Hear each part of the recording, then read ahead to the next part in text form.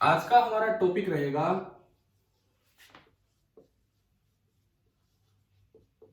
The experiments of Faraday and Henry. इन दो लोगों ने इंडिपेंडेंटली एक्सपेरिमेंट्स करके ईएमआई की खोज की थी। फैराडे ने भी और हेनरी ने भी। दोनों ने इंडिपेंडेंटली अपने अपने एक्सपेरिमेंट किए और सेम रिजल्ट पे वो पहुंचे थे। अब देखो, अब मैं कोई हिस्टोरिकल सीक्वेंस में नहीं जा रहा हूं कि पहला यही हुआ फिर यही हुआ फिर यही हुआ। जो अक्सर रिकॉर्ड्स में बताए जाते हैं उसके अकॉर्डिंग एक एक्सपेरिमेंट सुनिए। पहला जो एक्सपेरिमेंट हुआ, ये एक्सपेरिमेंटल एनालिसिस भी इंपॉर्टेंट है क्योंकि इस पे भी क्वेश्चंस आ सकते हैं। इन लोगों ने क्या किया, एक this is a region of constant magnetic field, this is a region of uniform B. मान लीजिए इस पूरे इलाके में बी अंदर की तरफ है, ये हमने माना।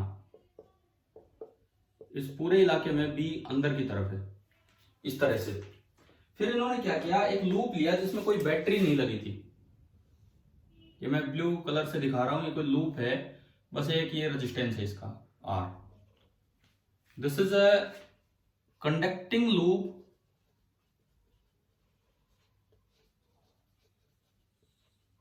With no battery. कोई बैटरी इसमें नहीं है, एक कंडक्टिंग लूप है लेकिन इसमें कोई बैटरी नहीं है। रीजन ऑफ यूनिफॉर्म फील्ड में इसको रख दिया।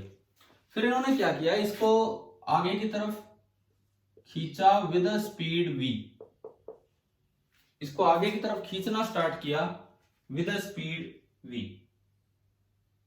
तो बताओ क्या इसमें कोई करंट महसूस हुआ होगा? पहली बात, वैसे मैं आपको रिजल्ट बताऊंगा, बस मैं आपसे पूछ रहा हूं। कोई सोर्स नहीं है इसमें, कुछ नहीं है, केवल ये लूप है और मैं इसको इस मैग्नेटिक फील्ड में मूव करवा रहा हूं। तो क्या इसमें कोई करंट आया होगा कि नहीं आया होगा? जब इसमें एक एमीटर लगा के देखा गया तो यूं पाया गया कि एमीटर उधर की तरफ जा रहा था, यानी कि इस सर्किट में अपने आप एक करंट आई बन रहा था, बिना किसी बैटरी के करंट आई यहां पे बना। तो पहले ये बताओ, क्या फर्स्ट एक्सपेरिमेंट क्या है, क्या वो समझ में आया क्या आपको?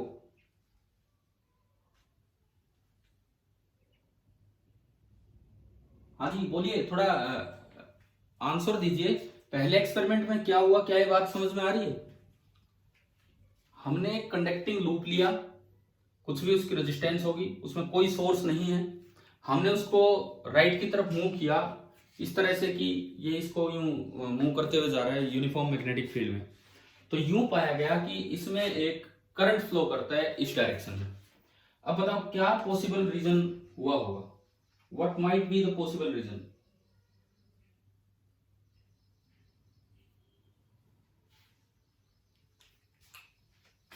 भाई आप सुन पा रहे हैं कि नहीं? कोई जवाब दे नहीं पा रहे आप में से। यस सर, नो सर, झूठे ही कर दिया करो। समझ में आ रहा है कि नहीं बताओ? तो अब देखो, पॉसिबल रीजन की बात करते हैं हम। दोबारा बताओ क्या क्या पॉसिबल रीजन है?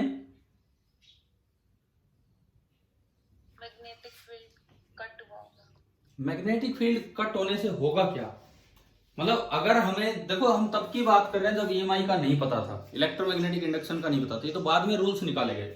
तो यहाँ पे जो पॉसिबल रीजन दिया गया वो ये दिया गया, आप इस वायर की थोड़ी सी थिकनेस दिखाओ कि भाई मान लो ये यूं वायर है, ये इसकी थिकनेस है इस तरह से, ये वायर है। अब देखो वायर के अंदर इलेक्ट्रॉन होते हैं, वायर के अंदर इलेक्ट्रॉन होते हैं। अगर आप पूरे लूप को उधर लेके जा रहे हो तो इलेक्ट्रॉन भी v स्पीड के साथ उधर चल रहे हैं वायर के साथ साथ। मैग्नेटिक फील्ड है B, तो एक लोरेंट्ज फोर्स लगेगा F मैग्नेटिक। क्या फॉर्मूला होता है उसका? Q into V cross B। एक लोरेंट्ज फोर्स लगेगा F मैग्नेटिक जिसका फॉर्मूला होगा Q into V cross B। आप इस इलेक्ट्रॉन पे बताओ फोर्स किधर लगेगा? देखो V क्रॉस B बताओ पहले तो। V आगे है, B अंदर है, तो V क्रॉस B किधर होगा? ऊपर। V क्रॉस B ऊपर, तो मैग्नेटिक फोर्स किधर होगा? इलेक्ट्रॉन पे चार्ज नेगेटिव होता है नीचे। नीचे। इसका मतलब हमें ये पता लगा कि इलेक्ट्रॉन पे एक मैग्नेटिक फोर्स नीचे लगेगा। फोर्स नीचे लगेगा तो इलेक्ट्रॉन मूव किधर करेगा, बोलो। फोर्स नीचे लगेगा तो इलेक्ट्रॉन मूव किधर करेगा, बताओ यार, आगे जवाब दो। फोर्स नीचे लगा तो इलेक्ट्रॉन मूव किधर करेगा, जिधर फोर्स लगेगा उधर ही मूव करेगा। तो इलेक्ट्रॉन का मोशन नीचे की तरफ स्टार्ट हो गया। अगर इलेक्ट्रॉन नीचे चल रहा है तो करंट किधर होगा, अगर इलेक्ट्रॉन नीचे चल रहा है तो करंट किधर होगा। इतना इतना टाइम मत लो, जवाब दो आप। अगर इलेक्ट्रॉन नीचे चल रहा है तो करंट किधर होगा, ऊपर। नेगेटिव चार्ज यूं है तो ये करंट यूं आया। तो ये इसकी एक्सप्लेनेशन है। इसका मतलब इस एक्सपेरिमेंट को तो एक्सप्लेन कर दिया मैग्नेटिक लोरेंट्ज फोर्स ने। कोई ईएमआई की जरूरत ही नहीं पड़ी, ना कोई नई डिस्कवरी हुई यहां से। तो पहले ये बताओ कि आपको पहला एक्सपेरिमेंट समझ में आ गया क्या था। हाँ भाई, फर्स्ट क्लियर है, ठीक है। अब कोई यूं सोचे यार ये मैग्नेटिक फील्ड किसने बना रखा है, तो कोई हॉर्सशू मैग्नेट बना दिया। हॉर्सशू मैग्नेट बना दिया, उसका एक पोल इधर एक पीछे, तो उनके बीच में ये मैग्नेटिक फील्ड होगा इधर से अंदर की तरफ। अब दूसरा experiment, experiment number 2। Experiment number 2 में क्या किया इन्होंने, कंडक्टिंग लूप को तो कर दिया स्टेशनरी, कंडक्टिंग लूप को तो कर दिया स्टेशनरी, और इस मैग्नेट को इधर की तरफ मूव कर दिया विद स्पीड v। मतलब यहां पे दो पोल्स थे, इस एक लूप के इधर एक पीछे, हॉर्सशू मैग्नेट था। लूप फिक्स रखा, लेकिन मैं मैग्नेट को पीछे की तरफ मूव करवा रहा हूं। पिछली बार मैं लूप को आगे की तरफ मूव करवा रहा था v स्पीड से। इस बार मैंने क्या किया, मैग्नेट को लेफ्ट की तरफ मूव कर दिया और लूप को वहीं पे रखा है। अब बताओ क्या मैग्नेटिक फोर्स लगेगा कि नहीं लगेगा, लूप रेस्ट पे है।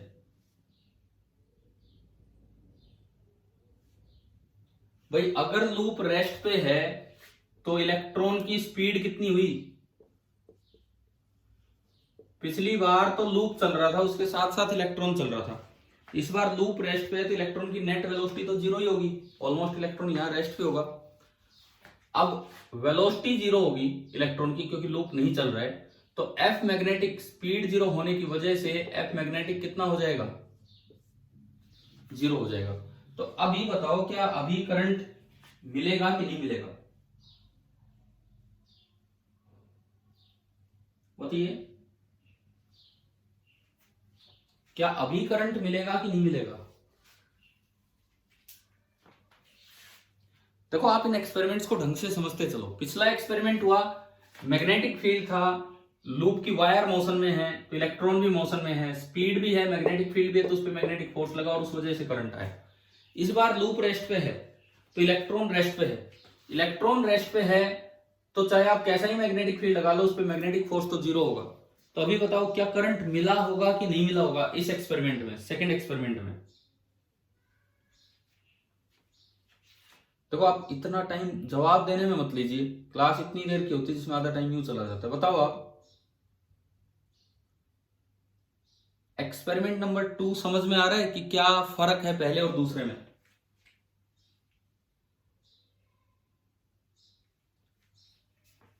क्या आपको डिफरेंस समझ में आ रहा है पहले और दूसरे एक्सपेरिमेंट में, क्या डिफरेंस है। तो क्या दूसरे में मैग्नेटिक फोर्स लग सकता है कि नहीं लग सकता है, बताएं। जब इलेक्ट्रॉन रेस्ट पे है तो मैग्नेटिक फोर्स तो जीरो होगा, बावजूद उसके ये मिला कि ये करंट फ्लो कर रहा था। मैं बताता हूं, आप नहीं बोल रहे, मैं बताता हूं। ये मिला कि करंट फ्लो कर रहा है। सेकेंड एक्सपेरिमेंट में भी करंट फ्लो कर रहा था इसी तरीके से। क्या मैग्नेटिक फोर्स इस करंट का सोर्स हो सकता है, हो ही नहीं सकता है। क्यों नहीं हो सकता है, क्योंकि लूप स्टेशनरी है तो इलेक्ट्रॉन स्टेशनरी है, और stationary charge experience no magnetic force. Stationary charge जो होगा, stationary charges experience no magnetic force. तो फिर कौन सा फोर्स लग गया यहां पे, कौन सा फोर्स लग गया जिससे इलेक्ट्रॉन चलने लगे। तो यहाँ पे जो फोर्स लगा उसे बोला गया इलेक्ट्रिक फोर्स। और फिर इलेक्ट्रिक फील्ड कहां से आया जब कोई बैटरी नहीं लगा रखी है लूप में। तो यहाँ पे फैराडे ने एक स्टेटमेंट दी थी, और यही तो ऑब्जर्वेशन होती है साइंटिस्ट लोगों की, बड़ी बड़ी ऑब्जर्वेशन, एक बोल्ड अजम्पशन, एक नई चीज सोचना। एक तो पिछले कॉन्सेप्ट से उन्हीं को अप्लाई करना और एक नई चीज सोचना। तो यहां पे फैराडे ने कहा कि एक changing magnetic field, a changing magnetic field induces an electric field. A changing magnetic field induces an electric field. ये फैराडे की पहली स्टेटमेंट थी ईएमआई के बारे में कि भाई इलेक्ट्रिक फील्ड प्रोड्यूस करने के दो तरीके होते हैं, एक तो स्टेशनरी चार्ज और दूसरा चेंजिंग मैग्नेटिक फील्ड, टाइम के साथ चेंज होने वाला मैग्नेटिक फील्ड। क्या जब ये चैप्टर स्टार्ट किया तो मैंने शुरू में दो बातें बताई थी, दो मैग्नेटिक फील्ड की, दो इलेक्ट्रिक फील्ड की। जब ये चैप्टर स्टार्ट किया तो क्या हमने स्टार्टिंग में बताया होगा ना कि इलेक्ट्रिक फील्ड प्रोड्यूस करने के दो तरीके, पहला स्टेशनरी चार्ज, वो हम इलेक्ट्रोस्टैटिक्स में पढ़ के आते हैं, दूसरा time changing time varying magnetic field. तो ये फैराडे ने ऑब्जर्व किया था फर्स्ट टाइम। एक्सपेरिमेंट हेनरी ने भी किए थे, लेकिन ये रूल फैराडे ने दिया था। तो अभी बताओ यहां पे करंट आने का क्या कारण है कि आप मैग्नेटिक फील्ड को टाइम के साथ चेंज कर रहे हो, मूव करता जा रहा है इधर की तरफ, मैग्नेटिक फील्ड टाइम के साथ चेंज हो रहा है, उस वजह से यहाँ एक इलेक्ट्रिक फील्ड आया होगा और उसकी वजह से इसमें करंट बन गया होगा इलेक्ट्रिक फोर्स की वजह से। तो ये कारण है और इसी को नाम दिया गया इलेक्ट्रोमैग्नेटिक इंडक्शन। अभी बताओ क्या तीसरा पार्ट समझ में आया ना, दूसरा एक्सपेरिमेंट समझ में आया कि नहीं आया? ठीक है, अब थर्ड वन देखिए। तीसरे एक्सपेरिमेंट में उसने क्या किया, थोड़ा अपना इस रूल को जस्टिफाई करने के लिए ना तो इसको मूव किया और ना इसको मूव किया, ना तो उसको मूव किया ना इसको मूव किया। उन्होंने क्या किया, ये जो बी है रीजन, ये जो बी है ये ले लिया as a function of time. पिछली बार तो मैग्नेट को पीछे लेके जा रहे थे इसलिए बी टाइम के साथ चेंज हो रहा था। इस बार इन्होंने एक इलेक्ट्रोमैग्नेट ले लिया। इलेक्ट्रोमैग्नेट का मतलब जैसे एक सोलेनॉइड है, उसकी वजह से मैग्नेटिक फील्ड फैला दिया। अब उसमें करंट ज्यादा करोगे तो फील्ड ज्यादा होगा, करंट कम करोगे तो फील्ड कम होगा। तो उसमें क्या किया उन्होंने, बी डिक्रीज करता हुआ मान लिया विद टाइम, बी डिक्रीज करता हुआ मान लिया विद टाइम, ये भी रेस्ट पे ये भी रेस्ट पे, और अब भी यही करंट मिला, अब भी यही करंट मिला। तो पहली बार मैग्नेटिक फोर्स तो इसका सोर्स हो नहीं सकता है, कारण इलेक्ट्रॉन लूप रेस्ट पे, तो इलेक्ट्रॉन रेस्ट पे है तो उस पर नेट फोर्स मैग्नेटिक तो होगा ही नहीं, जीरो होगा। फिर से वही बात आई, जब मैग्नेटिक फोर्स नहीं है तो और कोई ग्रेविटी वगैरह तो हो नहीं सकती है, तो एक ही फोर्स बचता है इलेक्ट्रिक फोर्स। तो यहां फिर से फैराडे को दिखा कि अगर मैं बी को टाइम के साथ चेंज कर रहा हूं, चाहे मैं पोल्स को मूव करा दूं, चाहे बी की स्ट्रेंथ को टाइम के साथ चेंज कर दूं, दोनों ही केस में एक इलेक्ट्रिक फील्ड इंड्यूस हो रहा था, और उस इलेक्ट्रिक फील्ड की वजह से इलेक्ट्रॉन पे फोर्स लगा होगा और जिसकी वजह से उन्होंने मूव करना स्टार्ट किया होगा। तो ये कुछ हिस्टोरिकल एक्सपेरिमेंट्स थे जिसमें ये पाया गया कि भाई करंट किस तरह से इंड्यूस होता है। अच्छा, ये जो डायरेक्शन मैंने बताई है तीनों में, ये आपको आने वाली क्लासेज में हम सिखा देंगे कि ये डायरेक्शन क्लॉकवाइज आएगी, एंटी क्लॉकवाइज आएगी, कैसे आएगी, लेंज लॉ और इन सब चीजों से। पहले तो आप ये बताओ, ये स्टार्टिंग के 3 एक्सपेरिमेंट क्या समझ में आ गए हैं कि नहीं? ठीक है, मैं ये नहीं कहता कि इसी सीक्वेंस में 3 एक्सपेरिमेंट हुए थे, ये जो रिकॉर्ड्स में है कि भाई इस तरह से एक्सपेरिमेंट लिखे गए हैं। इसमें फिर से मैं एक बात रिपीट करूं, क्या पहले एक्सपेरिमेंट को एक्सप्लेन करने के लिए ईएमआई की जरूरत पड़ी हमें? पहले एक्सपेरिमेंट को एक्सप्लेन करने के लिए जब लूप मोशन में है, उसमें तो ऐसे ही एक्सप्लेन हो गया, मैग्नेटिक लोरेंट्ज फोर्स से करंट आ गया। लेकिन दूसरे और तीसरे एक्सपेरिमेंट को एक्सप्लेन करने के लिए एक नया फिनोमेना मानना पड़ा कि changing magnetic field induces an electric field, और उस इलेक्ट्रिक फील्ड की वजह से फिर इलेक्ट्रॉन चले वायर में, और इस फिनोमेना को ही नाम दिया गया ईएमआई, इलेक्ट्रोमैग्नेटिक इंडक्शन। इस फिनोमेना को ही नाम दिया गया ईएमआई, इलेक्ट्रोमैग्नेटिक इंडक्शन। तो ये तो इस तरह से हमने एक्सपेरिमेंट्स देखे। अब भाई आप एक काम कीजिए, एक बार अपनी बुक में पेज नंबर 205 निकालिए, 2-3 एक्सपेरिमेंट्स वहां है। अब आज हम वही स्टडी कर रहे हैं, experimental study. NCERT text book page number 205 आप निकालिए अभी।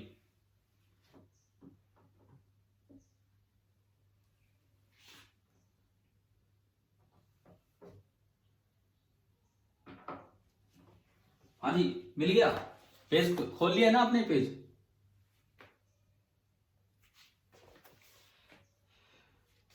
देखो सबसे पहले तो पेज नंबर जहां चैप्टर स्टार्ट होता है, chapter 6 electromagnetic induction, page number 204, वहां पे फर्स्ट पैराग्राफ के लास्ट में एक लाइन लिखी हुई है, द फिनोमिना इन विच, यहां पे ये जो मैं दिखा रहा हूं आप अपनी बुक में देखिए, वैसे तो बुक में देखिए, the phenomena in which electric current is generated by varying magnetic fields is appropriately called electromagnetic induction.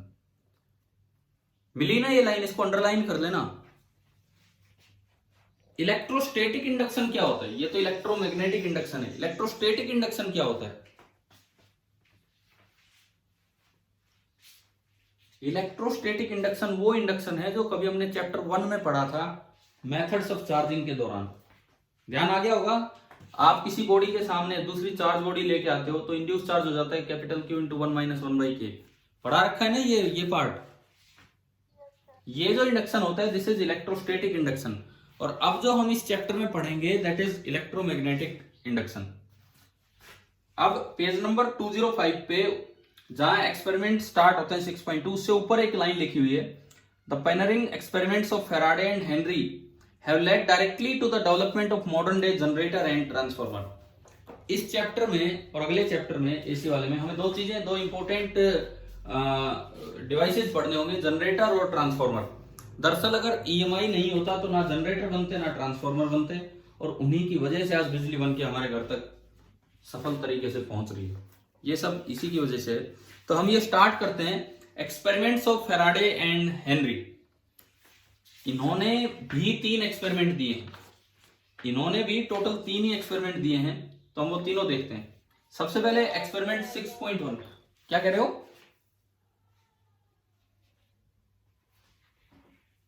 हाँ भाई, कोई बच्चा कुछ बोल रहा है क्या, कुछ पूछना हो?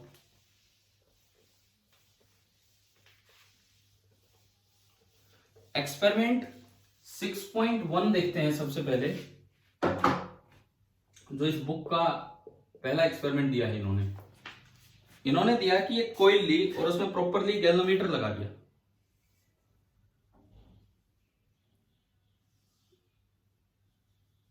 ये अटैच है सारी, ये पार्ट बाहर है और वो अंदर की तरफ है। ये अटैच है सारे के सारे पार्ट आपस में, और इस तरह से ये आगे वाला पार्ट इधर अटैच है और वो पीछे वाला पार्ट इधर अटैच है। जो आपकी बुक का डायग्राम है, पहला डायग्राम, वो मैं लेके चल रहा हूं। और ये गैल्वेनोमीटर है, इसमें निडल बीच में होती है। अब हमें देखना होगा कि क्या होगा क्या नहीं होगा। देखिए, हाँ जी, जो आपने एक्सपेरिमेंट करवाए थे और ये बुक में एक्सपेरिमेंट है, ये दोनों सेम ही है। वो जो एक्सपेरिमेंट करवाए थे, अभी जो करवाए हैं, वो एक तरह से आपको अरेंजमेंट नहीं दिखाया उनमें मैंने मैग्नेटिक फील्ड लिख दिया, मैग्नेटिक फील्ड लिख दिया B। ठीक है। ये जो बुक में एक्सपेरिमेंट दिए हैं, बुक में क्या है, प्रॉपर मैग्नेट दिखा रखा है, एक कॉइल दिखा रखे हैं, बिल्कुल सेम नहीं है, क्योंकि कई एक्सपेरिमेंट्स हुए थे। मैंने आपको 3 एक्सपेरिमेंट वो बताए, वो 3 हिस्टोरिकल एक्सपेरिमेंट्स हैं जिनका क्रेडिट फैराडे को जाता है। और अब मैं जो बुक वाले एक्सपेरिमेंट करवा रहा हूं उनमें फैराडे हेनरी दोनों को जाता है। तो हम कुल मिला के ये 6 एक्सपेरिमेंट्स देख रहे होंगे, 6 एक्सपेरिमेंट जिनसे हमें इस तरह के क्वेश्चंस करने में आसानी मिले, मदद मिले कि भाई कैसे ये बताना होता है। देखो अलग होंगे, थोड़े से अलग होंगे उनसे। पहला एक्सपेरिमेंट इनका है कि आप एक मैग्नेट को पास लेके आ रहे हैं, आप एक मैग्नेट को पास लेके आ रहे हैं और उसका नॉर्थ पोल आप पास लेके आए। तो फिर से वही बात है, इसके पास पहले मैग्नेटिक फील्ड कम था, जब पोल पास आएगा तो मैग्नेटिक फील्ड ज्यादा होगा कि कम होगा, बताओ? इसके पास ज्यादा होगा। तो मैग्नेटिक फील्ड टाइम के साथ चेंज हो रहा है, तो यहां एक इलेक्ट्रिक फील्ड इंड्यूस हो जाएगा। और एक कंडक्टिंग वायर के पास जब इलेक्ट्रिक फील्ड आता है, कंडक्टिंग वायर के पास जब भी इलेक्ट्रिक फील्ड आएगा तो करंट आ जाता है उसमें। अब आपको एक चीज और, क्या सुनो, दोबारा बता देता हूं मैं, सुन लीजिए अगर आवाज में कोई दिक्कत थी तो। जब पोल दूर था तो यहां फील्ड कम था, मैग्नेटिक फील्ड। जब पोल पास आ रहा है तो यहां मैग्नेटिक फील्ड बढ़ रहा है, मतलब मैग्नेटिक फील्ड टाइम के साथ चेंज हो रहा है। अगर मैग्नेटिक फील्ड टाइम के साथ चेंज होगा, तो अभी मैंने फैराडे की एक स्टेटमेंट लिखी थी कि टाइम के साथ चेंज होने वाला मैग्नेटिक फील्ड वहां इलेक्ट्रिक फील्ड इंड्यूस कर देता है। तो इस कंडक्टिंग वायर के पास एक इलेक्ट्रिक फील्ड आ गया होगा और उस इलेक्ट्रिक फील्ड के आने से इसमें करंट आया हुआ। ये बड़ा आसान एक्सपेरिमेंट है। अगर हमारी लैब में अरेंजमेंट हो तो बड़ा आसान एक्सपेरिमेंट है। अगर ऐसी कोइल हो, उसके साथ आप गैल्वेनोमीटर अटैच कर दो, सिंपल मैग्नेट तो वहां होती है लैब में, आप मैग्नेट को मूव करोगे आगे पीछे तो आराम से डिफ्लेक्शन दिखता है, आराम से। मतलब बड़ा आसान एक्सपेरिमेंट है। अगर कोइल ठीक ठाक कई टर्न्स की हो तो उसमें एक बार में समझ में आ जाएगा कि हाँ ये तो सच में करंट आया है यहाँ पे। लेकिन कोई नहीं, अभी तो आप एज्यूम करके चलो कि ऐसा होता है। तो जैसे आप नॉर्थ पोल को पास लाओगे तो ड्यू टू ईएमआई करंट आएगा। अब मैं एक चीज और आपको सिखाता चलूं, डायरेक्शन, यानी कि डायरेक्शन कैसे देखें कि ये करंट आएगा कैसे, किस तरह से करंट आएगा। देखिए नॉर्थ पोल पास आ रहा है, नॉर्थ पोल पास आने का मतलब है इसमें फील्ड आने का कारण है नॉर्थ का पास आना। ईएमआई की वजह से जो भी करंट आता है वो हमेशा बेसिक कॉज को अपोज करता है, कॉज को अपोज करता है कि करंट क्यों आया। करंट आने का कारण है नॉर्थ का पास आना, तो नॉर्थ को रोको। कोइल करंट इस तरह बनाएगी कि वो नॉर्थ को रोके। नॉर्थ को कौन रिपेल करता है, नॉर्थ पोल की साउथ पोल? North pole. तो कोइल अपने अंदर इस तरह का इंडक्शन करवाएगी कि इधर नॉर्थ हो और इधर साउथ। करंट इंडक्शन, करंट ऐसे आएगा कि इधर नॉर्थ बने और इधर साउथ। क्योंकि नॉर्थ पास आ रहा था, तो कोइल कहेगी भी रोको उसे, उसकी वजह से ही करंट आ रहा है तो उसे रोकिए। तो नॉर्थ को रोकने के लिए यहां नॉर्थ बनेगा और नॉर्थ को रिपेल कर। अब बताओ अगर इधर नॉर्थ चाहते हो इधर साउथ, तो इसमें करंट कैसे लूं? एक तरीका है यूं और एक तरीका है यूं, बताएं कैसे लें? भाई पीछे से ये ऊपर से नीचे की तरफ आएगा या यूं पीछे की तरफ जाएगा, बताओ। अगर आप इधर नॉर्थ चाहते हो इधर साउथ, तो इसका मैग्नेटिक मोमेंट होता है साउथ से नॉर्थ, और मैग्नेटिक मोमेंट होता है करंट की डायरेक्शन में। इसका मतलब इन वायर्स में करंट यूं फ्लो करेगा, यूं। और ये आगे वाला हिस्सा यहाँ अटैच है, आगे वाला हिस्सा तो ये यूं है, और ये पीछे वाला यहाँ अटैच है तो ये यूं होगा। यानी कि गैल्वेनोमीटर में इधर की तरफ डिफ्लेक्शन हो जाएगा। आप बताओ पहला एक्सपेरिमेंट, जो बुक का पहला एक्सपेरिमेंट है, क्या वो समझ में आ गया है कि नहीं है? आपकी बुक में एक चीज देखो, ये पेज नंबर 205 पे जो डायग्राम दे रखा है, मेरी बुक में तो शायद ये गलती कर रखी है, आपकी बुक में भी देखिए, करंट आ ऐसे रहे लेकिन निडल गलती से उधर दिखा रखी है। ना वो उधर नहीं होगी, वो निडल आप इधर बना लो, इधर की तरफ झुकेगी वो निडल। करंट ऐसे आता है तो निडल इधर की तरफ झुकेगी। अच्छा, इसी में मैं चेंज करके पूछूं आपसे, क्वेश्चन तो कुछ भी बन के आ सकता है। देखो इसी में दूसरा एक्सपेरिमेंट, सपोज ये नॉर्थ है ये साउथ है और इसको दूर लेके जा रहे हैं। क्या अब कोइल के पास मैग्नेटिक फील्ड टाइम के साथ चेंज होगा?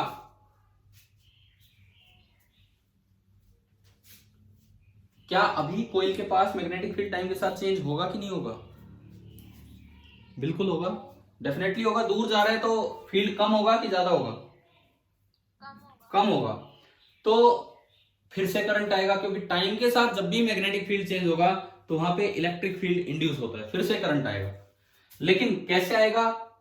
फिर वही बात, अपोजिशन करनी है किस चीज की? कॉज की। बेसिक कॉज क्या है? नॉर्थ पोल का दूर जाना। तो रोको मत जाने दो, अगर नॉर्थ दूर जा रहा है तो रोकिए मत जाने दीजिए। नॉर्थ को रोकने के लिए यहां कौन सा पोल बनेगा? साउथ, और इधर नॉर्थ। अब मैग्नेटिक मोमेंट हो गया इधर, मैग्नेटिक मोमेंट ऐसे है तो करंट यूं फ्लो कर जाएगा, यूं करंट आपका यूं फ्लो कर जाएगा, और ये यूं आया। ये कैसे अटैच है? ये आगे वाले हिस्से से अटैच है तो ये यूं आया। सारे करंट यूं जाने हैं इस तरह से, और ये निडल अब उधर चली जाएगी। अभी बताओ क्या इस तरह के अगर क्वेश्चंस आते हैं, डिफ्लेक्शन ऑफ ये पूछा जाए या इसमें कैसे इंडक्शन होगा, क्या ये बात समझ में आ रही है कि हमने कैसे देखा है? हाँ जी बताओ। आगे ना पहला एक्सपेरिमेंट समझ में। लेकिन इसमें एक और चीज फैराडे ने ऑब्जर्व की कि अगर मैं इसको रेस्ट पे कर दूं, फैराडे और हेनरी की ऑब्जर्वेशन, वो अभी जो पिछले 3 एक्सपेरिमेंट हुए वही है ये। भाई आप जब मैग्नेट को मूव करवा रहे थे, वो हमारा पीछे वाला था एक्सपेरिमेंट नंबर 2। अगर मैग्नेट को फिक्स कर दो और कोइल को मूव करवाओ, तो वो कौन सा एक्सपेरिमेंट था? मैंने अभी स्टार्टिंग में आपकी बुक से अलग 3 एक्सपेरिमेंट आपको दिए। पहला एक्सपेरिमेंट फील्ड फिक्स था, आप कोयल को मूव करवा रहे थे। दूसरा एक्सपेरिमेंट कोयल रेस्ट पे थी, आप फील्ड को मूव करवा रहे थे। और तीसरा एक्सपेरिमेंट क्या था, फील्ड भी रेस्ट पे था, कोयल भी रेस्ट पे थी, लेकिन जो फील्ड है वो टाइम के साथ चेंज कर दिया था इलेक्ट्रोमैग्नेट का यूज करके या कैसे भी करके। क्या याद आ गए होंगे ना अभी 3 एक्सपेरिमेंट क्या बताए थे? ठीक है, तो ये इन तीनों में से कौन सा एक्सपेरिमेंट है? इन तीनों में से कोयल रेस्ट पे है और मैग्नेट मूव कर रहा है, मतलब मैग्नेटिक फील्ड मूव कर रहा है, मतलब कौन सा एक्सपेरिमेंट हो गया एक तरह से? Second experiment. इसी में ये मतलब आपकी बुक में जो दिए हैं सेम ही है लगभग, लेकिन वो अलग तरीके से दिखा दिए, विदाउट अरेंजमेंट, ये विद अरेंजमेंट दिखा दिए, इस तरह का काम। अच्छा फिर सुनो, इसमें कुछ बातें और ऑब्जर्व की। अगर मेरे पास वो अरेंजमेंट होता, अगर बाई चांस मेरे पास वो कॉइल और मैग्नेट का अरेंजमेंट, मैं आपको अभी करके दिखाता, बड़े मुश्किल एक्सपेरिमेंट नहीं है, आसान से ही है। कई चीजें इसमें ऑब्जर्व की फैराडे ने। सबसे पहली बात, अगर आप धीरे लेके जाते हो मैग्नेट को, तो करंट कम आता है, मतलब डिफ्लेक्शन कम आता है। अब तेजी से मूव करते हो, तेजी से इसको आगे पीछे मूव करते हो, तो जो डिफ्लेक्शन होगा वो ज्यादा दिखता है। इसका मतलब इसकी स्पीड पे करंट डिपेंड कर रहा है। दूसरी बात, एक और काम किया उन्होंने, इसको रेस्ट पे करके इसको चलाया। अगर मैं इसको रेस्ट पे करके इसको चलाता हूं तो कौन सा एक्सपेरिमेंट बन गया? मैग्नेट रेस्ट पे, मतलब मैग्नेटिक फील्ड चेंज नहीं कर रहे और कोइल को चलता। फर्स्ट बिल्कुल सही, तब भी करंट आ रहा था। यानी कि वो तो एक कहने का तरीका है, करने का तरीका ये है कि भाई किस तरह से एक्सपेरिमेंट किए। तो इसी एक्सपेरिमेंट में जब इसको रेस्ट पे किया, इसको चलाया तो भी करंट आया, इसको रेस्ट पे किया, उसको चलाया तो भी करंट आया। तो फैराडे ने कहा यूं मत देखो कि ये तो लोरेंट्ज फोर्स है। क्या अभी थोड़ी देर पहले मैंने बताया था कि पहला एक्सपेरिमेंट तो लोरेंट्ज फोर्स से भी एक्सप्लेन हो गया, लेकिन बाकी दो नहीं हो पा रहे। अभी पढ़ा था ना हमने ऐसा। लेकिन फैराडे ने कहा उसको मत करो लोरेंट्ज फोर्स से एक्सप्लेन, आप ईएमआई से ही एक्सप्लेन कर सकते हो सारी चीजें। क्योंकि ईएमआई में उसने कहा कोयल का या मैग्नेट का मोशन इंपॉर्टेंट नहीं है, रिलेटिव मोशन होना चाहिए, रिलेटिव मोशन। बोले आप चीज दोनों को चला लो, लेकिन सेम स्पीड से चला रहे हो तो क्या रिलेटिव मोशन होगा? अगर मैं इसको भी 20 स्पीड से आगे चलाऊं, इसको भी 20 स्पीड से आगे, तो बताओ क्या रिलेटिव मोशन हो रहा है दोनों के बीच में? नहीं हो रहा, तो कोई ईएमएफ नहीं आएगा, कोई करंट नहीं आएगा। करंट तब आएगा जब एक दूसरे के बीच में रिलेटिव मोशन हो। तो ये बात भी सोचना फैराडे का ही काम था। तो अभी आप बुक में देखो पेज नंबर 205, एक्सपेरिमेंट 6.1 की लास्ट कुछ लाइनें जो इन्होंने अलग से दिखा रखी इटैलिक करके। It shows that it is the relative motion between the magnet and the coil that is responsible for generation of electric current in the coil। आप बताओ क्या ये पहला एक्सपेरिमेंट अब ढंग से समझ में आ गया है कि नहीं? ठीक है, और इससे हमारे ये दो भी एक्सप्लेन हो गए। अब चलते हैं इनके बुक के एक्सपेरिमेंट नंबर 6.2 पे। इन्होंने क्या किया, बार मैग्नेट को एक करंट कैरिंग कोयल से रिप्लेस कर दिया। अगले पेज पे डायग्राम है, अगले पेज पे डायग्राम और कुछ नहीं है। बार मैग्नेट को करंट कैरिंग कोयल से रिप्लेस कर दिया, मतलब इसको कोयल C1 बोला है, यहां एक और दूसरी कोयल ले ली जिसमें बैटरी लगी है, मतलब हम पहले से करंट दे रहे हैं C2। अब बैटरी लगी है तो करंट अपने आप में मैग्नेटिक फील्ड प्रोड्यूस करता है, मैग्नेटोस्टैटिक्स में हम पढ़ के आए। तो अगर आप इसमें बैटरी लगा देंगे तो जैसे भी करंट फ्लो करेगा उसकी वजह से एक मैग्नेटिक फील्ड बन जाएगा। तो बार मैग्नेट और करंट कैरिंग कोयल इक्विवेलेंट है। तो दूसरे एक्सपेरिमेंट में ये दिया है कि पहले एक्सपेरिमेंट में आपने जो सारे काम किए, अगर वही काम आप मैग्नेट की बजाय कोयल लेके करेंगे तो भी सेम रिजल्ट मिलेंगे। आ गया ना समझ में? सेम इफेक्ट ऑब्जर्व होंगे, क्योंकि करंट कैरिंग कोयल खुद मैग्नेट का काम करती है। तो आप देखो सेकंड एक्सपेरिमेंट का रिजल्ट पढ़िए सीधा लास्ट में, सेकंड एक्सपेरिमेंट के एंड में देखो अगले पेज पे जो है क्या लिखा है, लास्ट लिखता है it is the relative motion between the coils that induces the electric current। It is the relative motion between the coils that induces the electric current। अभी बताओ क्या ये पहला और दूसरा एक्सपेरिमेंट बुक का समझ में आ गया क्या हो रहा है क्या नहीं? Yes, sir। ठीक है, तीसरा एक्सपेरिमेंट बुक में ऐसा दिया है जो हमने ये यूज किया था कि अगर हम B का मैग्नीट्यूड टाइम के साथ चेंज करें, फिर चाहे कोई रेस्ट पे हो, मतलब आप ना तो सोर्स को मूव करा रहे हैं, ना इस कोयल को मूव करा रहे हैं, ना उस सोर्स को मूव करा रहे हैं, लेकिन अगर वो उसका बी टाइम के साथ खुद चेंज करवा रहे हो कैसे भी करके, इलेक्ट्रोमैग्नेट यूज करके या कुछ और, तो भी ईएमएफ इंड्यूस होगा, तो भी करंट आएगा।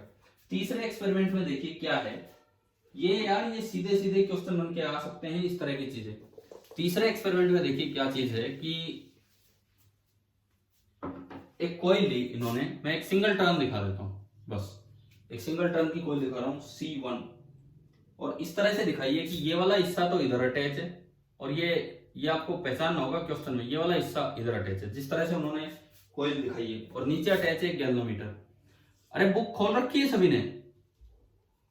खोल रखी है। हाँ, क्योंकि डायग्राम वहां से देखोगे ना, तो ये आपका C1 है।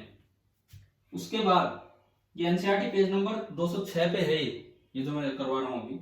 उसके बाद इसके पास एक और कॉइल ली और उसमें भी इसी तरह का कनेक्शन है, ये इधर और ये डैश वाला हिस्सा इधर, यूं। इसमें एक बैटरी लगा दी और उसके बाद एक टैपिंग की क्या होती है? टैपिंग की बेल, घंटी जो बजाने वाली बेल जो होती है, उसकी की कैसी होती है बताओ? क्या ऑन करके हमें ऑफ करना पड़ता उसे? No sir. नहीं करना पड़ता ना, आप दबाओगे वो एक बार ऑन हो जाएगी, छोड़ोगे वो अपने आप ऑफ हो जाएगी। दिस इज कॉल्ड टैपिंग की। तो इन्होंने टैपिंग की यहाँ पे यूज की है, टैपिंग की यहाँ पे यूज की है इस तरह से। अब देखो इसमें क्या ऑब्जर्वेशन मिलेंगे, दोनों स्टेशनरी है, कोयल इधर वाली C1, कोयल उधर वाली C2, दोनों की दोनों कोयल स्टेशनरी है, कोई रिलेटिव मोशन नहीं है। शुरू में वो दूसरे की ओपन है, दूसरे C2 की जो की है वो ओपन है, तो आप बताओ अगर वो की ओपन है तो क्या उसमें कोई करंट फ्लो कर रहा होगा? अभी नो सर। अभी कोई करंट फ्लो नहीं करेगा, कोई करंट फ्लो नहीं करेगा। लेकिन अगर आप ऑन करोगे, ऑन करते ही एक करंट यूं आया होगा, करंट यूं आया होगा, तो इधर नॉर्थ बन गया होगा और इधर साउथ। करंट बढ़ा है, करंट बढ़ा है तो मैग्नेटिक फील्ड अभी जनरेट हुआ है, तो इसको अपोज करेगा, ये कहेगा भाई क्यों जनरेट हो गया, ये इसको भगाओ, क्यों जनरेट हो गया, तो इसको अपोज करने के लिए इसमें इधर कौन सा पोल इंड्यूस होगा? नॉर्थ, इधर साउथ, तो इसमें करंट ऐसे आएगा, यूं करंट यूं आएगा, तो गैल्वेनोमीटर इस साइड डिफ्लेक्शन दिखाएगा, इस साइड। लेकिन एक खास बात क्या मिली इस एक्सपेरिमेंट में, मोमेंट्री डिफ्लेक्शन दिखा। मोमेंटरी डिफ्लेक्शन मतलब बस एक बार डिफ्लेक्ट होके वापस आ जाएगा। आप इसको प्रेस किए रखो, आप इसको प्रेस किए रखो, इस वाली की को, आपको ये नहीं उठाना है यहां से, लेकिन वो बस एक बार जाके और आ जाएगा। अब इसका कारण क्या है? शुरू में करंट जीरो था, थोड़ी देर में करंट कांस्टेंट हो गया, करंट कांस्टेंट हो गया तो नॉर्थ और साउथ पोल भी फिक्स हो गए। फिक्स अगर फील्ड हो गया तो कोई ईएमआई नहीं होगा। ईएमआई केवल टाइम वेरिंग फील्ड से ही होता है। लेकिन जब तक करंट जीरो से बढ़ के मान लो 1 एम्पियर पे फिक्स होना है, जब तक करंट जीरो से 1 एम्पियर हुआ तब तक तो मैग्नेटिक फील्ड बढ़ा। मैग्नेटिक फील्ड बढ़ा तो इसको लगा कि मैग्नेट मेरे पास आ रहा है, आ नहीं रहा, लेकिन इसको लगा कि मैग्नेट मेरे पास आ रहा है क्योंकि फील्ड बढ़ रहा है, तो इसे लगा कि पोल पास आ रहा है, और इसको पोल दिख रहा था नॉर्थ पोल, तो उसको अपोज करने के लिए इसने इधर क्या बना दिया, नॉर्थ। लेकिन जब फील्ड कांस्टेंट हो गया, ये करंट कांस्टेंट हो गया, तो ये पोल रुक गया, मतलब इसको लगा कि अब तो फील्ड कांस्टेंट हो गया तो पोल रुक गया। पोल रुक गया तो ये ना तो अपोज करेगा ना सपोर्ट करेगा उसको, और आराम से खत्म हो जाएगा यहाँ पे पोल, यानी कि करंट कितना होगा, जीरो। इट मींस परमानेंटली ये नहीं आएगा, टेम्परेरी ईएमएफ आएगा। कब तक आएगा? जब तक उधर से बी टाइम के साथ चेंज होता रहे। ये बताओ, ये पहला काम आया क्या समझ में, क्या हुआ है? ठीक है, अब देखो, अब करंट कांस्टेंट हो गया मान लो 1 एम्पियर। अब आप इसको की को छोड़ देते हो, अब आपने की को रिलीज किया, now the key is release. Release करते ही करंट 1 एम्पियर से वापस 0 एम्पियर होगा। अगर करंट 1 एम्पियर से 0 एम्पियर हो रहा है तो बताओ इसका मैग्नेटिक फील्ड कम हो रहा है कि ज्यादा हो रहा है? बोलिए। अगर करंट 1 एम्पियर से 0 एम्पियर हो रहा है तो इसकी वजह से यहां मैग्नेटिक फील्ड कम हो रहा है कि ज्यादा हो रहा है? कम हो रहा है। तो इसको क्या लगेगा, इसको क्या महसूस होगा, पोल पास आ रहा है कि पोल दूर जा रहा है? दूर जा रहा है। इसको लगेगा कि भाई ये नॉर्थ पोल दूर जा रहा है, तो रोको, रोकने के लिए यहां क्या बना देगा, ये साउथ पोल, साउथ, और इधर नॉर्थ। अब ये साउथ ये नॉर्थ, तो जो करंट है वो अपोजिट यूं फ्लो करने लग जाएगा, और अब गैल्वेनोमीटर में दूसरी साइड डिफ्लेक्शन होगा, लेकिन ये परमानेंट डिफ्लेक्शन नहीं होगा। जैसे करंट जीरो हो गया, जैसे करंट जीरो हो गया, फील्ड खत्म, यहां भी खत्म, यानी कि 2 बार मोमेंटरी डिफ्लेक्शन दिखेगा। आपने एक टैपिंग की यूज की, जब टैपिंग की को ऑन किया, जब टैपिंग की को ऑन किया तो भी डिफ्लेक्शन हुआ, लेकिन परमानेंट नहीं हुआ, बस एक बार डिफ्लेक्शन होकर वापस 0 पे आ गया।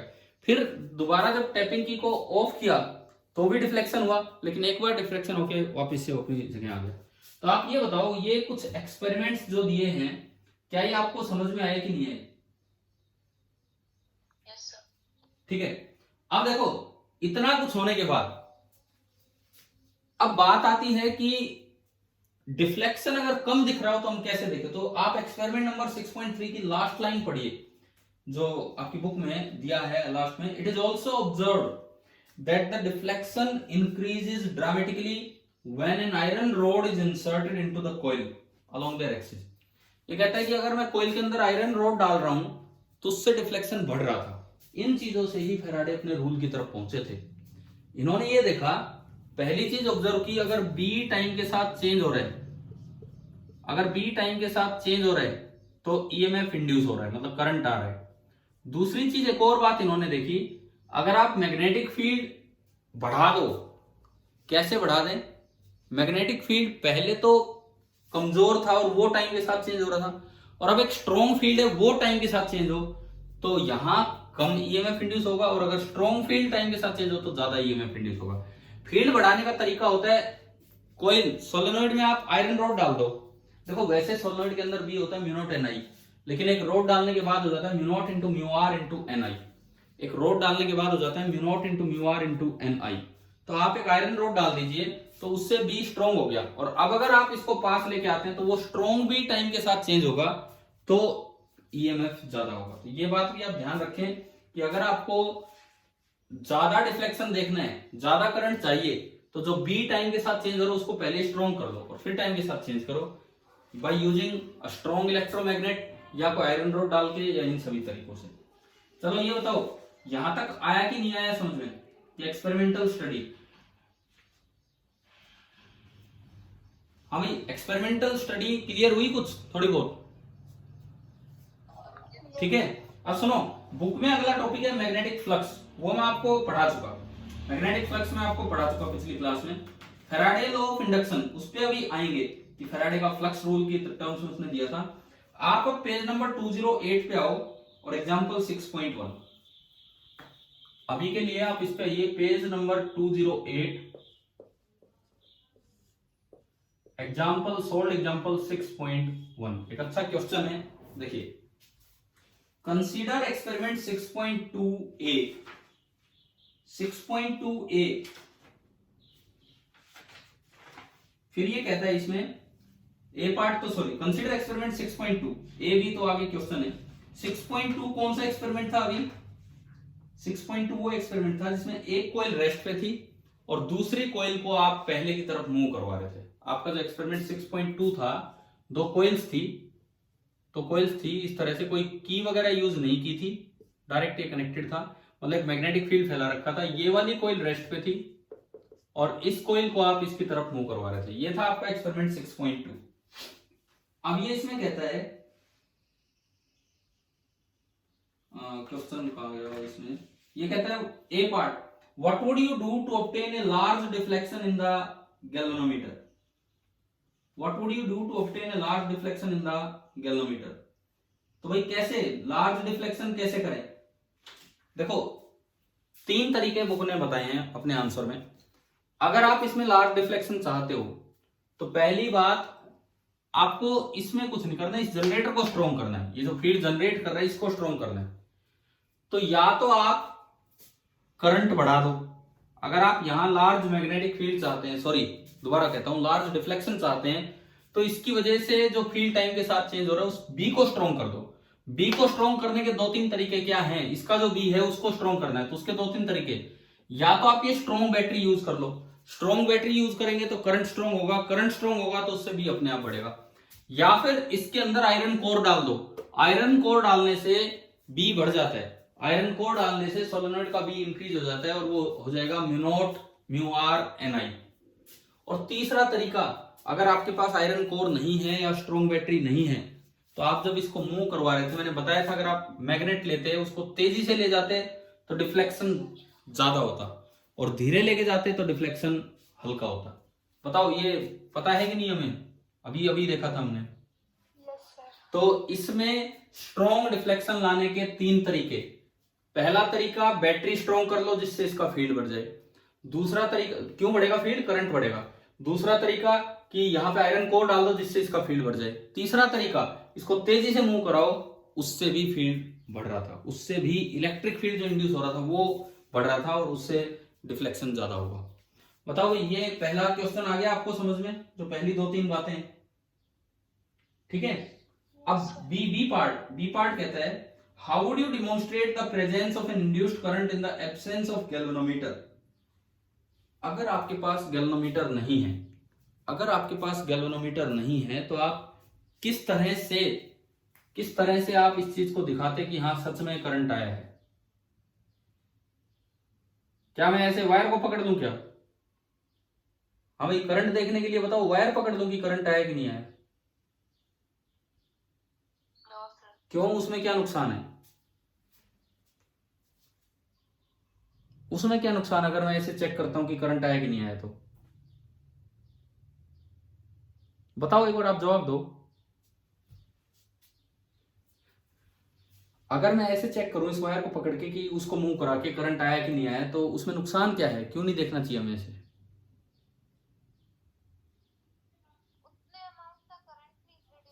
हाँ, हमें पता ही नहीं लगेगा। ऐसा नहीं कि हमें झटका नहीं लगेगा, हमें पता ही नहीं लगेगा, क्योंकि इतना करंट तो हमारी बॉडी में, आप बायोलॉजी के स्टूडेंट हैं यार, आपको पता है, मुझे नहीं पता इतना। कंट्रोल एंड कोऑर्डिनेशन कोई पार्ट आता है कहीं बायो में? तो उसमें बताया जाता होगा कि हमारी बॉडी के अंदर भी माइक्रो एम्पियर के करंट तो चलते रहते हैं, ब्रेन से लेके कहीं तक, और इस तरह से होता है ना पूरा। तो इतना करंट तो हमारी बॉडी अलग से महसूस ही नहीं कर पाएगी अगर ये इतना थोड़ा सा करंट है तो फिर कैसे, अगर गैल्वेनोमीटर नहीं है तो मैं कैसे, गैल्वेनोमीटर तो माइक्रो एम्पियर का करंट दिखा देता। अब इसका तरीका क्या है, ये बुक में दिया है आपको कि आप एक छोटा टॉर्च बल्ब लीजिए, बड़ा नहीं, छोटा टॉर्च बल्ब लीजिए और वो कनेक्ट कर दीजिए। अगर वो मोमेंटरी ग्लो कर जाए, एक बार आप इसको टैपिंग की वाला ले कि वो एक्सपेरिमेंट ले, अगर वो ग्लो कर जाए तो इसका मतलब इसमें करंट आया था।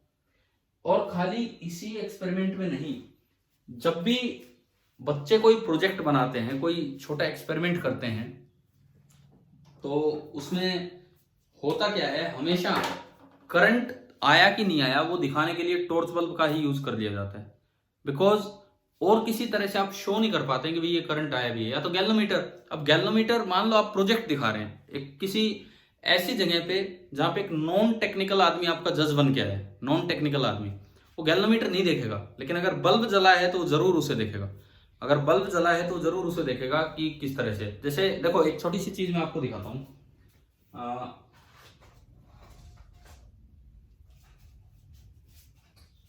देखो, ये जो एक्सपेरिमेंट था, ये प्रोजेक्ट था, ये जो एक्सपेरिमेंट था, इसमें पीछे पूरा पावर हाउस बना रखा है, पीछे पावर हाउस बना रखा है, जिसकी वजह से गाड़ियां चलने से ये सब हुआ था। ये सब आगे छोड़ो, ये पुल था ऊपर और ये अब तो टूट चुका है सारा। ये ब्रेकर बना रखा था जमीन में, लेकिन वो बिजली उससे प्रोड्यूस हो रही थी। ये दिखाने के लिए हमने क्या किया, ना तो कोई गैल्वेनोमीटर लगाया क्योंकि बाहर से जजेस आने थे। अब आप सामने देखो, क्या दिख रहे हैं आपको सामने? ये नजर आ रहा है, छोटा बल्ब है, बहुत छोटा, टॉर्च वाला बल्ब। ये इतना बड़ा बल्ब नहीं है, ये छोटा सा बल्ब है बीच में, ठीक है। तो जब ये एक्सपेरिमेंट किया गया तो इसमें हुआ क्या, यहां से गाड़ियां चल रही थी, यहां से भी गाड़ियां चल रही थी, बड़ी बड़ी गाड़ियां नहीं, कोई ट्रक थोड़ी, जो सिंपल बच्चे बस करवा रहे थे उसको फ्लो, उसके ऊपर रन करवा रहे थे। तो उसमें क्या हो रहा था, बीच बीच में हल्का सा यहां से डिफ्लेक्शन हो रहा था, हल्का सा डिफ्लेक्शन नहीं, सॉरी गैल्वेनोमीटर नहीं, हल्का सा बल्ब ग्लो करता था, फिर बुझ जाता था, बंद हो जाता था। तो इससे ना ये प्रूव हो रहा था कि हाँ सच में इलेक्ट्रिसिटी जनरेट हुई है। तो ऐसे ही अगर ये एक्सपेरिमेंट अलग है, ये तो पीजो इलेक्ट्रिसिटी का है, वो एक्सपेरिमेंट अलग है। तो अगर आप ये ईएमआई वाला एक्सपेरिमेंट भी विदाउट गैल्वेनोमीटर करना चाहें तो आपके दिमाग में आना चाहिए कि आपको ये टॉर्च बल्ब का यूज करके ये सब चीजें आप दिखा सकते हैं।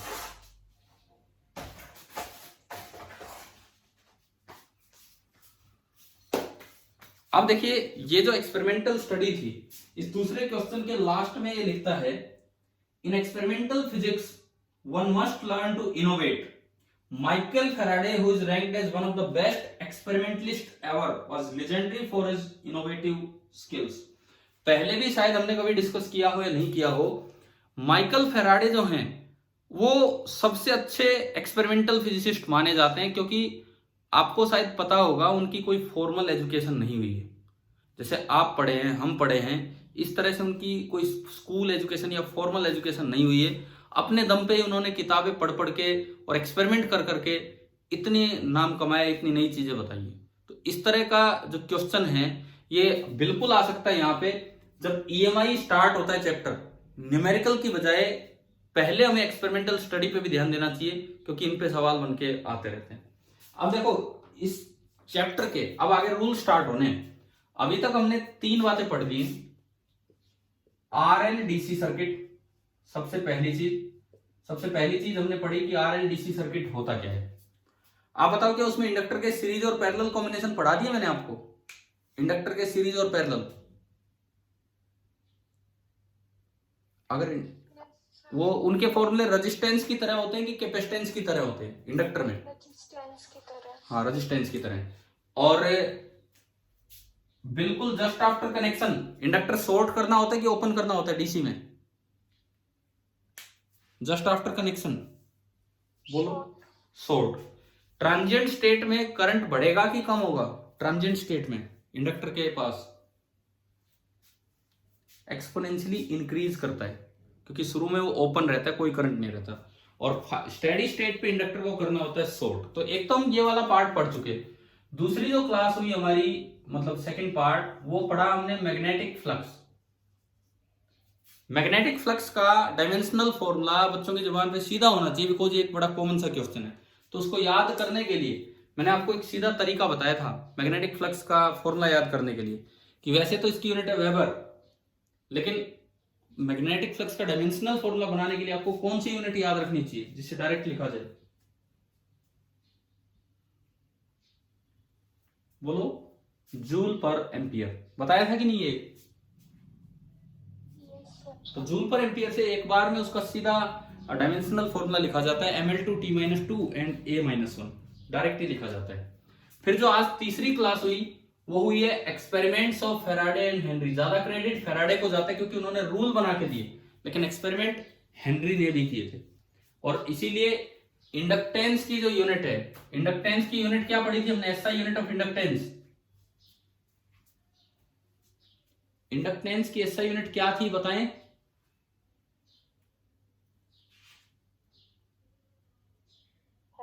हेनरी। इंडक्टेंस की जो एसआई यूनिट थी वो इन्हीं के नाम पे है, हेनरी। फेराडे के नाम पे किस चीज की यूनिट है ये बताओ?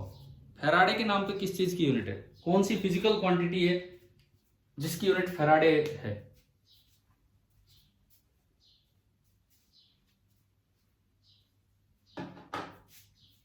हाँ जी बताइए, हम पढ़ चुके हैं ये चीज कभी। कौन सी फिजिकल क्वांटिटी है जिसकी यूनिट फेराडे है? Electric charge. इलेक्ट्रिक चार्ज की एसआई यूनिट क्या होती है? Coulomb. Largest unit of charge पढ़ा है हमने, 1 मोल ऑफ इलेक्ट्रॉन या 1 mole of proton, nearly 96,500 coulomb. उसको क्या बोलते हैं? Largest unit of charge. Smallest unit हमने पढ़ा था Franklin. Largest unit of charge क्या होती है? फेराडे। तो ये बात यार याद रखना, ईएमआई में ये 2 इंपॉर्टेंट साइंटिस्ट हैं, दोनों के नाम को कहीं ना कहीं यूज किया गया है यूनिट्स बनाने में। हेनरी इंडक्टेंस की यूनिट है और फेराडे एसआई यूनिट नहीं बन पाई, लेकिन इलेक्ट्रिक चार्ज की लार्जेस्ट यूनिट है फेराडे। अच्छा अब देखो, ये सब होने के बाद अब बात आती है कि भाई हमने फ्लक्स क्यों पढ़ा? फ्लक्स पढ़ने का हमारा रीजन क्या था? कि हम जैसे चैप्टर चल रहा है मैग्नेटिक फील्ड से इलेक्ट्रिक फील्ड इंड्यूस हुआ, लेकिन फ्लक्स के पीछे जाने का क्या रीजन है? इसका रीजन ये है कि ये सब जो भी एक्सपेरिमेंट्स हुए इनको फेराडे ने समेट के रख दिया एक रूल के तरह, और उस रूल को बोला गया Faraday's flux rule.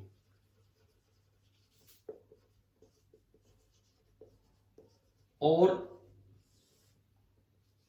Faraday's law of EMI.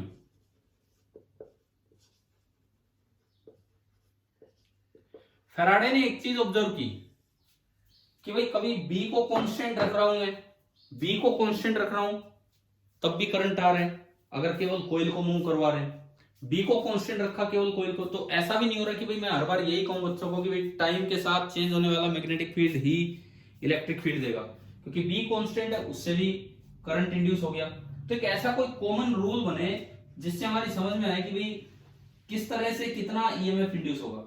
तो आप अपनी बुक पे जो पेज नंबर 208 है, पेज नंबर 208 जो आपने अभी क्वेश्चन किया, इसके सबसे ऊपर देखो जो फैराडेज लॉ ऑफ ईएमआई है वो दिया गया है। माइकल फैराडे की फोटो उसके सामने। हाँ भाई मिल गया? क्या लिखा है यहाँ पे?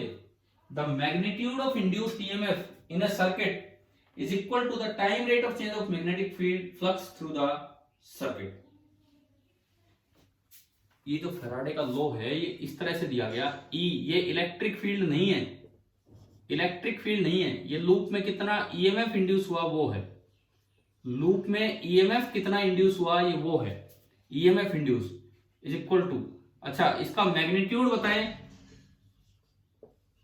तो that will be mod of d five by d t. ये कौन सा फ्लक्स है? मैग्नेटिक फ्लक्स है कि इलेक्ट्रिक फ्लक्स है? ये कौन सा फ्लक्स है? मैग्नेटिक। इस बात का बड़ा ध्यान रखना, क्वेश्चन में कई बार बच्चे गलती कर जाते हैं। क्वेश्चन आ जाता है कि भाई इलेक्ट्रिक फ्लक्स टाइम के साथ चेंज हो रहा है तो कितना ईएमएफ इंड्यूस होगा, और वो कर जाते हैं D five by d T, जबकि इलेक्ट्रिक फ्लक्स टाइम के साथ चेंज होने से कोई ईएमएफ इंड्यूस नहीं होता है। ये माइनस साइन क्यों लगा रखा है? आज हम बार बार ये 3 एक्सपेरिमेंट बुक वाले पढ़े। डायरेक्शन कैसे निकाल रहे थे? डायरेक्शन जो इंड्यूस पोल हो रहे थे, जो करंट आ रहे थे, उनकी डायरेक्शन हम कैसे निकाल पा रहे थे? इस तरह से निकाल रहे थे कि जो भी कारण है उसको अपोज कीजिए। तो उस अपोजिशन को दिखाने के लिए, ये मैग्नीट्यूड से कोई लेना देना नहीं है इसका, अपोजिशन को दिखाने के लिए, मतलब वो किस तरह से करंट आएगा उसकी डायरेक्शन को ये स्पेसिफाई करता है, इसलिए माइनस साइन है।